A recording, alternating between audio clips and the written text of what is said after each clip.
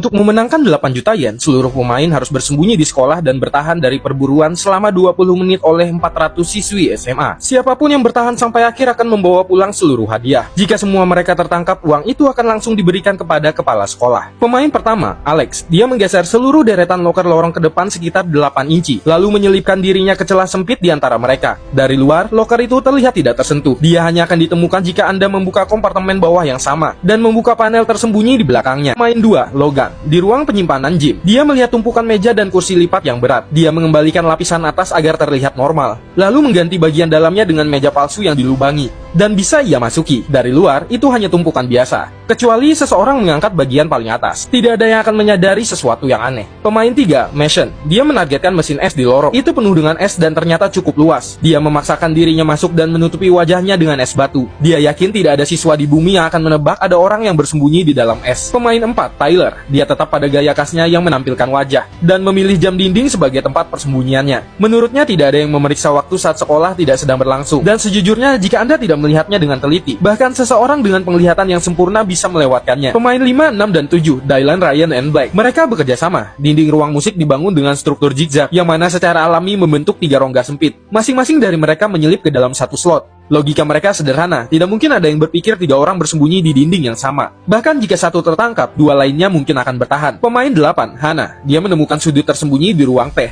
Dengan memasang dinding palsu dan menutupi depan dengan kotak penyimpanan, dia menciptakan titik buta yang sempurna. Kecuali seseorang menarik kotak satu persatu, tetapi tetap tidak mungkin untuk melihat ruang di belakangnya. Setelah semua orang berada di posisi, hitungan mundur 20 menit pun dimulai. 400 siswa membanjiri sekolah seperti gelombang pasang. Ruangan teh dicari pertama kali. Siswa memeriksa setiap rak dan lemari, tapi tidak ada yang memperhatikan kotak penyimpanan di sudut. Hannah bertahan dari penyisiran awal. Selanjutnya, sekelompok gadis bergegas masuk ke ruangan musik. Tidak ada yang menyadari sesuatu yang aneh tentang dinding zigzag. Sementara itu, Alex, yang tempat persembunyiannya berada tepat di jalur utama, berada dalam bahaya sejak awal. Satu gadis yang tajam matanya menyadari loker terlihat sedikit bergeser dan memanggil teman-temannya. Mereka membuka loker itu satu persatu, memeriksa baris demi baris, tetapi semua yang mereka lihat kosong. Menemukan satu cacat di antara puluhan loker lebih sulit dari yang terdengar. Kemudian mereka pergi ke area penyimpanan gym, tetapi hanya memberikan meja lipat pandangan sekilas. Mereka tidak menyadari apa yang salah dengan tumpukan itu. Namun di ruangan kaligrafi, strategi jam Tyler cepat runtuh. Saat para gadis memindai ruangan, salah satu dari mereka secara tidak sengaja melihat ke atas dan langsung melihat wajah manusia di tempat seharusnya ada jam. Tyler menjadi pemain pertama yang tersingkir.